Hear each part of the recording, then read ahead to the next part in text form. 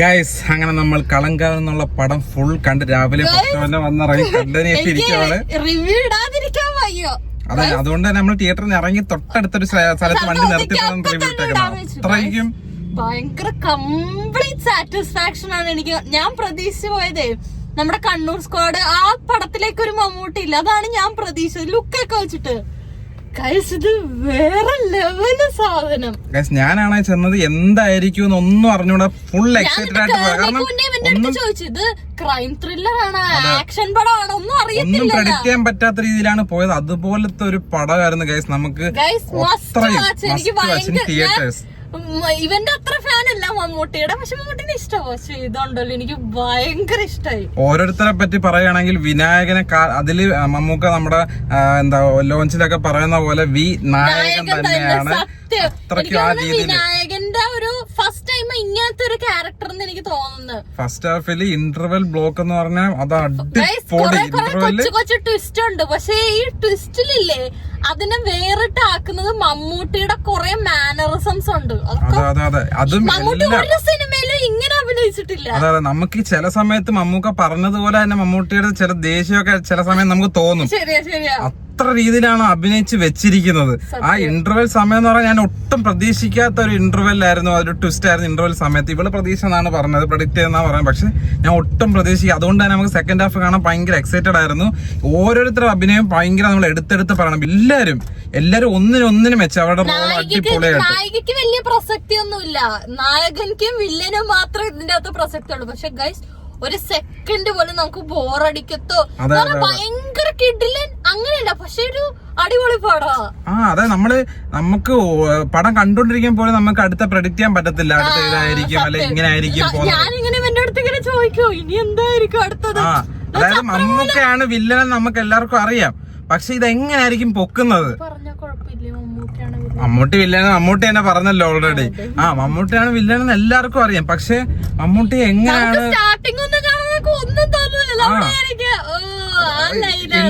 ഇൻട്രോയിൽ തന്നെ നമ്മുടെ ഫസ്റ്റ് തുടങ്ങുമ്പോൾ തന്നെ മമ്മൂട്ടിയുടെ ഒരു ക്യാരക്ടർ കാണിക്കും.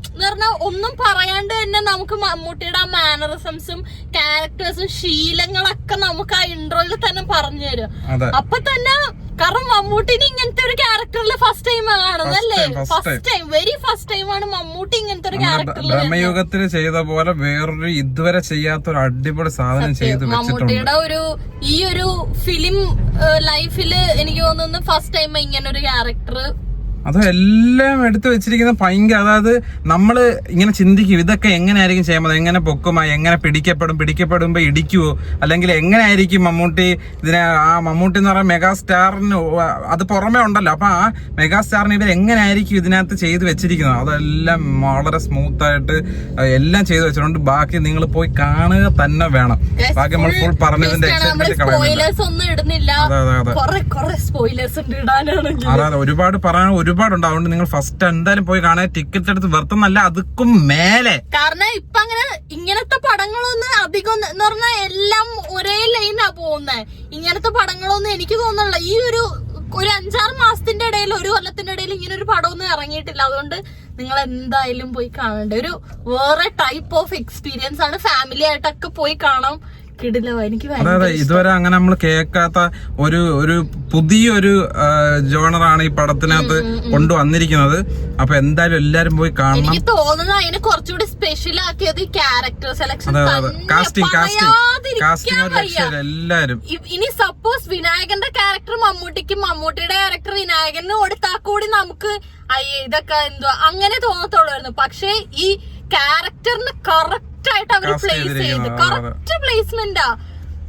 അയ്യോ, ഇത് പറയാനും പറ്റില്ല, പക്ഷെ എനിക്കത് കണ്ടിട്ട് നമുക്ക് ഒരിടത്ത് പോലും ഒരു ക്ലീഷേ നമുക്ക് ഫീൽ ചെയ്തിട്ടില്ല. അതായത് എല്ലാ പടത്തിലും നമ്മൾ ഈ സ്റ്റോറിയൊക്കെ നമ്മൾ കേട്ടിട്ടുണ്ട് മുന്നേ, പക്ഷെ നമുക്കിത് കാണുമ്പോൾ നമുക്കൊരു പുതിയ സ്റ്റോറി ആയിട്ട് നമുക്ക് ഫീൽ ചെയ്യും. അങ്ങനെ ഇവരെടുത്തു വെച്ചിരിക്കുന്നത്. പിന്നെ മ്യൂസിക്കും BGMs ഒക്കെ ഇച്ചിരി ഒരു ഹൊറർ ഫീൽ ചെയ്യുന്ന ടൈപ്പ്. കാരണം നമുക്ക് കണ്ടിരിക്കുമ്പോഴാണെങ്കിൽ ഇച്ചിരി പേടിയാവും. പിന്നെ മമ്മൂക്കയുടെ അഭിനയത്തെ പറ്റി പറയുകയാണെങ്കിൽ എല്ലാം പുതിയ രീതിയിലാണ്. എനിക്ക് കുറച്ചൊക്കെ മറ്റേ കസവേല മമ്മൂട്ടിയുടെ കുറച്ച് സാമ്യം തോന്നി ചില സ്ഥലത്തൊക്കെ. പക്ഷെ എനിക്ക് ഭയങ്കര സാറ്റിസ്ഫൈഡ് ആയിട്ടാണ് നമ്മൾ ഇറങ്ങിയിരിക്കുന്നത്.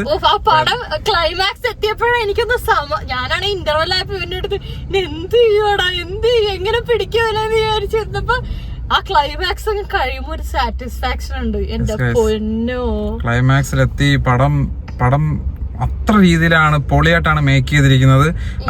ബിജിഎം ആണെങ്കിലും എല്ലാം അടിപൊളിയാണ്. സോ എല്ലാരും അടിപൊളി കാണണം. ഒന്നിലും എനിക്ക് അങ്ങനെ വലിയ കുറ്റമൊന്നും തോന്നിയില്ല. എനിക്ക് ഒരു കുറ്റമില്ല, ഒരു കുറ്റം. നമ്മള് അതും ഇത്രയും വലിയൊരു സ്ക്രീനിൽ രേവതി എന്ന് പറഞ്ഞ പാരിപ്പള്ളിയിലാണ് വന്ന് കണ്ടത്. അതുകൊണ്ട് തന്നെ നമുക്ക് നല്ല രീതിയിൽ എഫക്റ്റീവ് ആയിട്ട് നമുക്ക് എക്സ്പീരിയൻസ് ചെയ്യാൻ പറ്റും. തിയേറ്ററിൽ പോയി കണ്ട ഭയങ്കര കിടിലായിരിക്കും. കാരണം അതിന്റെ BGM ഒക്കെ വരുമ്പോഴാണ് നമുക്ക് ആ ഒരു നമ്മൾ ആ സിറ്റുവേഷനിൽ പ്ലേസ് ചെയ്ത പോലെയൊക്കെ നമുക്ക് ഫീൽ ചെയ്യുന്നത്. പിന്നെ നായികമാര് എല്ലാവർക്കും ഒരു എനിക്ക് ഒരു 10 മിനിറ്റ് റോൾ എല്ലാ നായകന്മാർക്കും ഇതിനകത്തുള്ളൂ. നായികമാർ ഇങ്ങനെ മാറി പറഞ്ഞോ. പക്ഷെ എല്ലാം നല്ലൊരു മേജർ റോളുമാണ് എല്ലാവർക്കും കിട്ടിയിരിക്കുന്നത്. നമ്മളിപ്പോ ടീച്ചറിലെ കണ്ട പോലെ മമ്മൂക്കയുടെ മറ്റേ റിങ് വിടത്തില്ലേ, സ്മോക്ക്, അതെല്ലാം ഭയങ്കര എന്താ കറക്റ്റ് സ്ഥലത്താണ് പ്ലേസ് ചെയ്തിരിക്കുന്നത്. കൂടുതൽ കാണിച്ച് നമ്മളെ ഓവറാക്കി ബോറടിപ്പിച്ചിട്ടില്ല ഈ അറിഞ്ഞു വിടുന്നതൊന്നും. അതേപോലെ അത് മമ്മൂട്ടിയുടെ ഒരു ക്യാരക്ടറിന്റെ പാർട്ടായിട്ട് അവരത് ഭയങ്കര അടിപൊളിയായിട്ട് അത് നമുക്ക് കാണുമ്പോൾ മനസ്സിലാവും, ഓ ഇത് മമ്മൂട്ടിയുടെ ആ പുക കാണുമ്പോഴേ നമുക്ക് മമ്മൂട്ടിനെ ഓർമ്മ വരും. അത്രയും രീതിക്ക് അവർ നന്നായിട്ട് പ്ലേസ് ചെയ്ത് ക്യാരക്ടറിന്റെ ആ ഒരു സ്വഭാവ ദൂഷ്യങ്ങളും സ്വഭാവ ഗുണങ്ങളൊക്കെ അവിടെ അത് വെച്ചിട്ടുണ്ട്. സോ ഗൈസ്, നമ്മൾ ഇത്രയും വന്ന് ഇങ്ങനെ എനർജറ്റിക് ആയിട്ട് പറയണമെങ്കിൽ നമുക്ക് അത്രയും കിട്ടിയിട്ടുള്ളത് കൊണ്ടാണ്. സോ നിങ്ങൾക്കും അത് കിട്ടണമെങ്കിൽ എന്തായാലും മസ്റ്റ് ആയിട്ട് തിയേറ്ററിൽ തന്നെ പോയി വാച്ച് ചെയ്യുക. കണ്ടാൽ നമ്മള് വീണ്ടും ഞങ്ങൾ എന്തായാലും ഒന്നുകൂടി പോകും. കാരണം കാണാനുണ്ട് നമുക്ക് ബോറടിക്കത്തോ അങ്ങനെയൊന്നും ഇല്ല. സോ എല്ലാരും തിയേറ്ററിൽ പോയി ടിക്കറ്റ് എടുത്ത് കാണാൻ അപേക്ഷിച്ചുകൊണ്ട് ഈ വ്ലോഗ് ഈ റിവ്യൂടെ അവസാനിപ്പിക്കുന്നു. 4.5 ഔട്ട് ഓഫ് 5. ഇനി ഫുള്ള് കൊടുക്കണ്ട. ഓക്കെ ഗൈസ്, അപ്പൊ എല്ലാരും താങ്ക് യു.